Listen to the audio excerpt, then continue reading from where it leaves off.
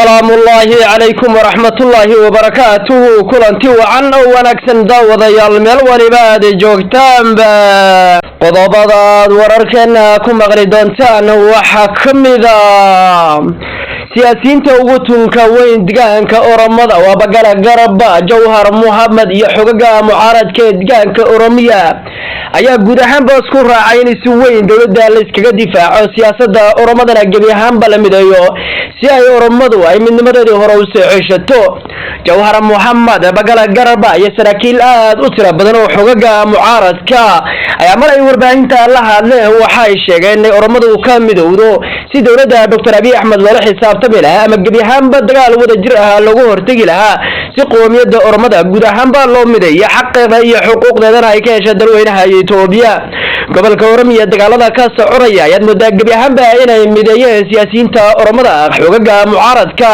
dagaalyahanada iyadoo Dr. Abiy Ahmed uu wajahay caqabad xooggan oo kaga imanaysa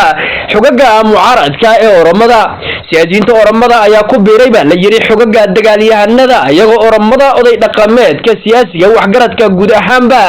ay isku raaceen inay si weyn dawladda Dr. Abiy Ahmed ula xisaabtamaan dhawaan ay ahayd markay Jawhar Muhammad bagala garba ay u baaqeen wasaaraha dalka Itoobiya Dr. Abiy Ahmed in ay laga marmaan tahay in lala hadlo saraakiisha ugu sareysa oo la wadagaalyahanada dagaalka xooggan kaga jira gobolka Oromada ee loo maaralayahay iyadoo dawladdu gobolkaasi ay si weyn uga howlgelisay militariga abid ugu cuslaha yeeshay aan wax natiijo ah ku soo dhamaanin dagaalkuna uu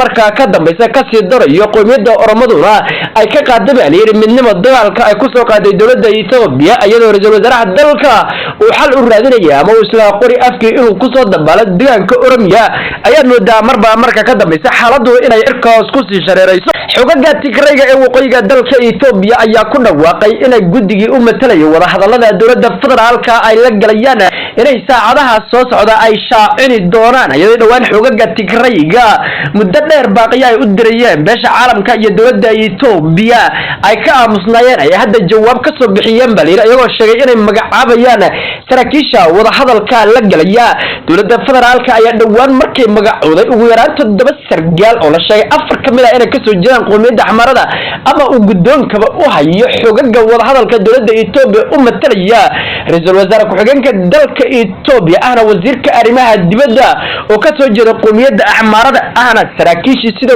weyn ula dagaalamay xogaga Tigrayga laga baqayay inay xogaga Tigraygu ay ku gacan sayraan ama gabi ahaanba inay wada hadal la galaan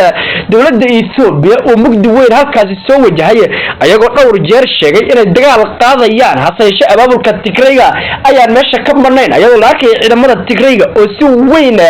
u soo daabulayaan xuduudaha ay la wareegaan deegaanada Axmarada iyo Canfarta saraakiisha militariga dalka Suudaan maamula ayaa ku dhawaaqay in ay xuduudda ay dalweynaha Itoobiya la wadaagaan ay gabi ahaanba ka mamnuuceen inuu ka dhaqdhaqaaqo qori aan ciidamada dalka Suudaan ahayn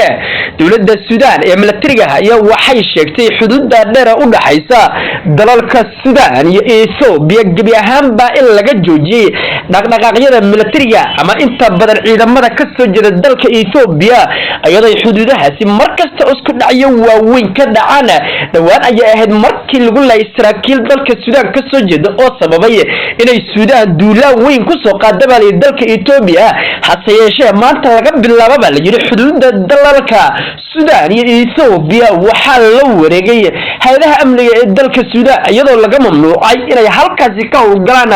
ciidamo ka soo jeeda dalweynaha Itoobiya madaxweynaha jamhuuriyadda federaalka Soomaaliya Dr. Xasan Sheekh Maxamuud oo qaatay safar 2 maalin oo dalka Djibouti ayaa dalka Soomaaliya dib ugu soo laabtay caasimadda Soomaaliya ee magaalada Muqdisho Djibouti iyo Soomaaliya ayaa heshiisyo waaweyn oo muddo dheer mugdi ku jiray ku soo kala saxiixday dalka Djibouti iyadoo madaxweynayaasha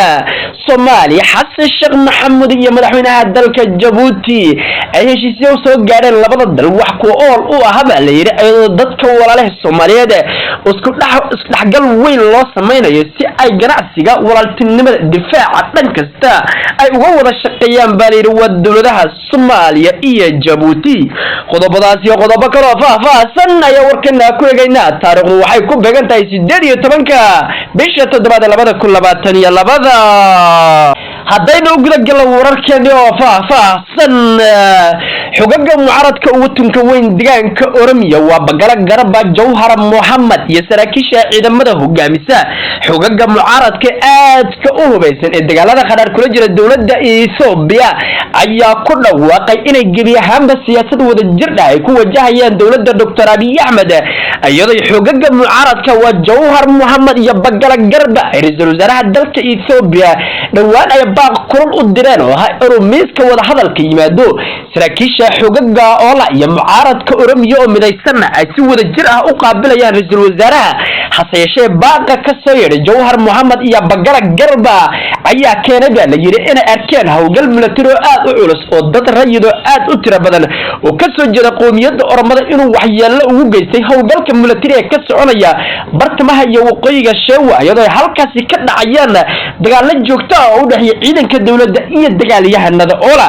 dhawaaqa ka soo yeeray saraakiisha Oromada noocyadooda kala duwan ayaa ra'iisul wasaaraha dalka Itoobiya laga yaabay inay dhabar jarb ku noqoto asagoo dhawaan halkaasi ay ra'iisul wasaaruhu kaga dhawaaqay dagaal ka dhana xogaga mucaaradka haseeshee siyaasiyiinta la saftay